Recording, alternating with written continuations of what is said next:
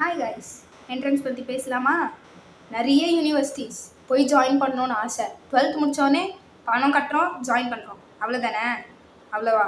கிடையாது, இன்னும் இருக்குது. அந்த என்ட்ரன்ஸை 9th 10th 11th 12th நிறைய பேர் எவ்வளோ வருஷம் படிக்கிறாங்கன்னு நான் கேள்விப்பட்டிருக்கேன். நான் 10th படிக்கும்போது ஜேஇ நீட்னா என்னன்னே தெரியாமல் இருந்தவன். நான் இப்போ தான் 12th முடிச்சுட்டு ப்ரிப்பேர் பண்ண ஆரம்பித்தேன். எனக்கு அப்படி ஒன்று இருக்குது, எனக்கு ஒரு ட்ரீம் காலேஜ் இருக்குது, நான் ஜேஇ நீட்டுக்கு ப்ரிப்பேர் பண்ணணும்னு தெரிஞ்சிருந்ததுன்னா முன்னாடியிலேருந்து ப்ரிப்பேர் பண்ணியிருப்பேன். இப்போ முன்னாடியிலேருந்து ப்ரிப்பேர் பண்ணவங்க நிறைய பேருக்கு ரிசல்ட் ஒழுங்காக வரலையா. அதுதான் எனக்கு என்ன டவுட்னா, இப்போ என்ட்ரன்ஸ் நான் ஒரு எக்ஸாமுக்கு எழுதுகிறேன், ஒரு யூனிவர்சிட்டிக்கு எழுதுகிறேன், ஆனால் நான் செலக்ட் ஆகலை. ஆனாலும் அந்த யூனிவர்சிட்டிலேருந்து நம்மளை வெளில தோற்றிடுவாங்க, நம்மளுக்கு எலிஜிபிலிட்டி கிடையாது.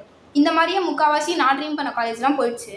பேலன்ஸ் இருக்கிறதுல ஒன்று பணம் கட்டி சேரணும், இல்லை இன்னொரு வழி இருக்குது. அதில் ஒரு வழி எனக்கு வேணாம்னு நானே டிசைட் பண்ணிட்டேன். அப்போது ஒரு ஆப்ஷன் தான் இருக்குது, அதுலேயும் நிறைய ஆப்ஷன் இருக்குது, வெரைட்டி இருக்குது, இல்லைன்னு சொல்லலை.